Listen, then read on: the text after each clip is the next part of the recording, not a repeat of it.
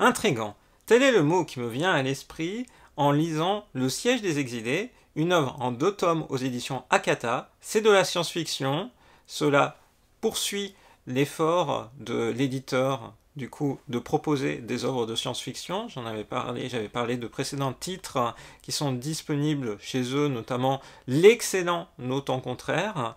Et eh bien, à travers la science-fiction se dévoilent des œuvres atypiques avec des traitements surprenants, étonnants, mystérieux. Et c'est ce qui m'avait intrigué quand j'avais lu le pitch initial du Siège des Exilés. Et j'ai été aussi totalement piqué dans ma curiosité à la lecture de ce tome 1. La série compte 2 tomes, donc on saura vite de quoi il retourne. Et pour tout vous dire, j'ai hésité à attendre la sortie du tome 2 avant de vous faire une chronique, mais ce qu'il y a, c'est que souvent, dans les œuvres de science-fiction qui ont pas mal de choses à cacher, surtout si elles sont courtes, si on connaît le tome 2, on a vite tendance, dans une chronique, à avoir envie de dévoiler des éléments eh bien, qui sont liés à la manière dont l'histoire se révèle être construite. Et donc je me suis dit, vu que ce titre m'avait plu, que j'allais vous en faire une chronique dès maintenant. Bonjour les Sakura, c'est Morgane. On se retrouve pour une nouvelle chronique manga, cette fois-ci d'un titre très clairement science-fiction. Du coup, Le Siège des Exilés. Je vous rappelle que vous pouvez voir mes précédentes chroniques manga qui sont accessibles depuis la playlist qui s'affiche dans une fiche dans le petit i en haut de cette vidéo, ainsi que dans la barre de description. Donc Le Siège des Exilés prend le parti d'imaginer un monde où les hommes sont devenus les hommes au sens masculin. Les personnes, du coup, qui ont un sexe masculin sont devenues de plus en plus rares, puisque, en fait, cette idée même que le sexe masculin puisse disparaître est en fait quelque chose qui est au cœur d'une controverse scientifique, au sens d'un débat scientifique et des publications de chercheurs dans le domaine de la génétique alimente cette conversation depuis maintenant plusieurs décennies, puisqu'en fait le chromosome Y qui caractérise le sexe masculin se trouve être un chromosome dont le nombre de gènes portés s'est considérablement réduit. Maintenant, il n'y a plus que quelques gènes qui sont portés par ce fameux chromosome Y, et la manière dont certains voient et analysent la projection sur l'évolution au long terme eh bien, de ce chromosome-là, c'est que potentiellement le chromosome Y est tellement fragile et tellement à voir réduite progressivement la quantité d'informations génétiques qu'il porte pourrait disparaître, et du coup avec lui eh bien, les êtres de sexe masculin. On parle ici en fait d'évolutions qui sont sur du long terme. C'est par exemple dans la vraie science une projection à 5 millions d'années. Mais donc, partant de ce postulat qui est une hypothèse scientifique,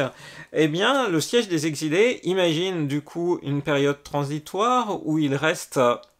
eh bien, quelques hommes, mais très rares sur la planète,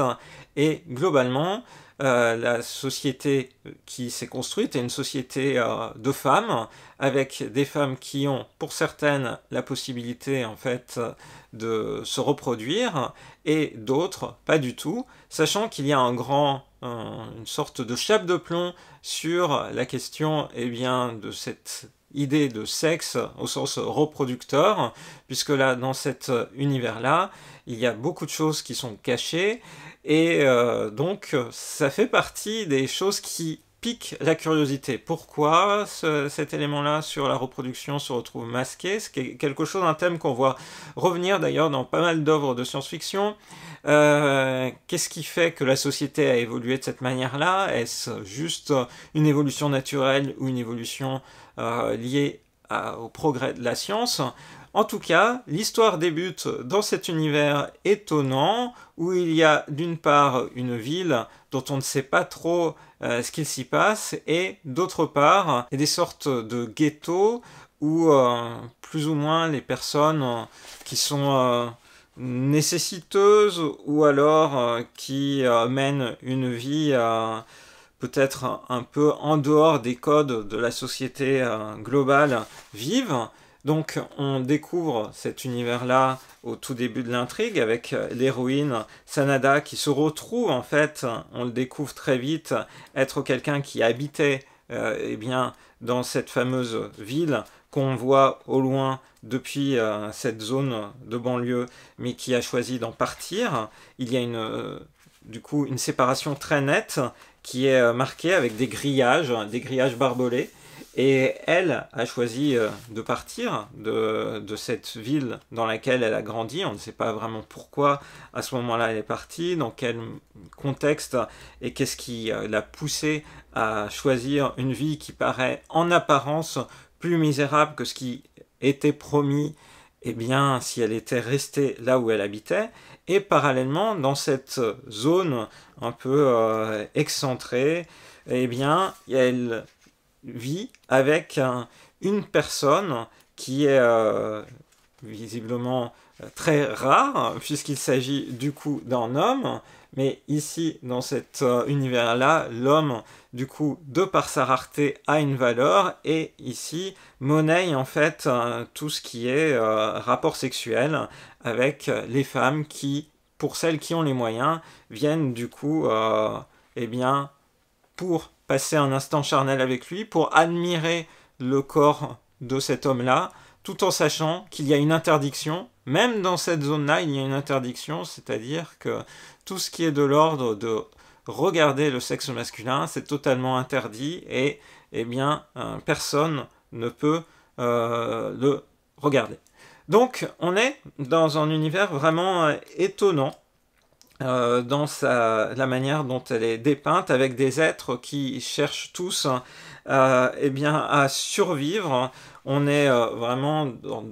il y a des personnes qui tentent finalement de survivre en volant, d'autres, eh bien, comme l'héroïne, en exerçant quelques talents comme celui de l'acupuncture. Et on vit en fait au quotidien à côté de ces personnes-là qui cherchent à continuer simplement leur existence, sachant que par ailleurs, il y a une sorte de trame un peu étonnante qui se dessine sur eh bien, qu'est-ce qui a fait que chacun des personnages est arrivé là, pourquoi en fait les choses se sont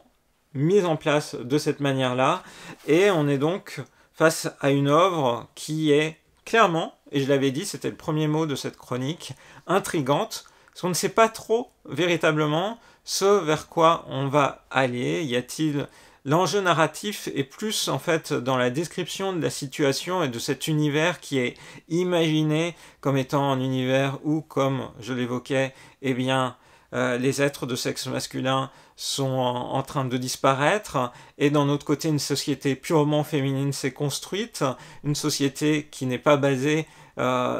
que sur la transparence, mais qui est basée sur une forme aussi totalitarisme, en tout cas de gestion de l'information qui n'est pas transparente,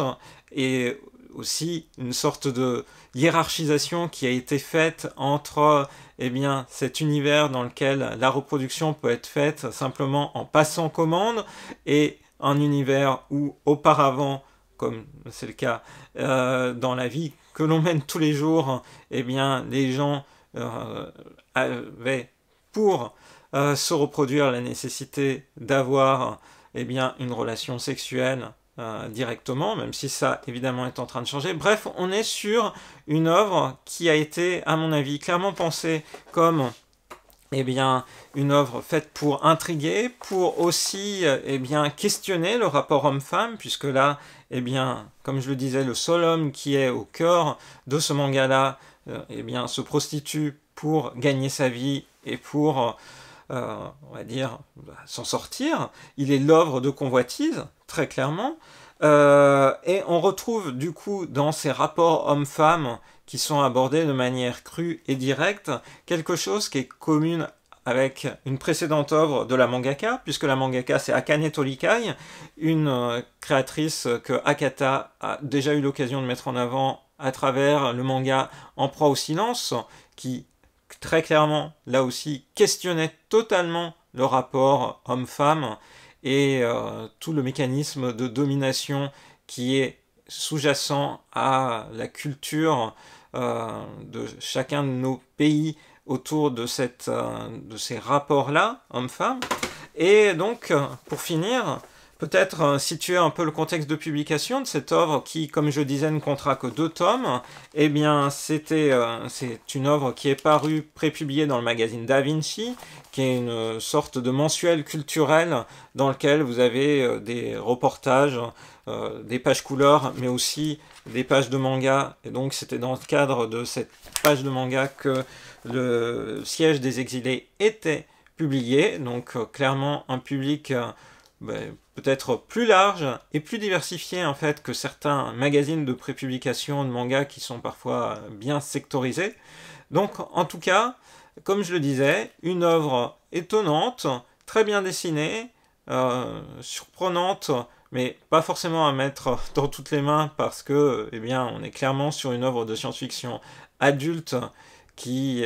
peut un petit peu surprendre par la manière dont les thèmes sont traités, mais clairement une œuvre qui mérite d'être découverte, d'où la raison de cette chronique. J'espère que cette vidéo vous a plu, et n'hésitez pas à partager vos impressions en commentaire. Je vous dis pour ma part, à très bientôt dans une prochaine vidéo sur la chaîne de Rosalis. Bye bye!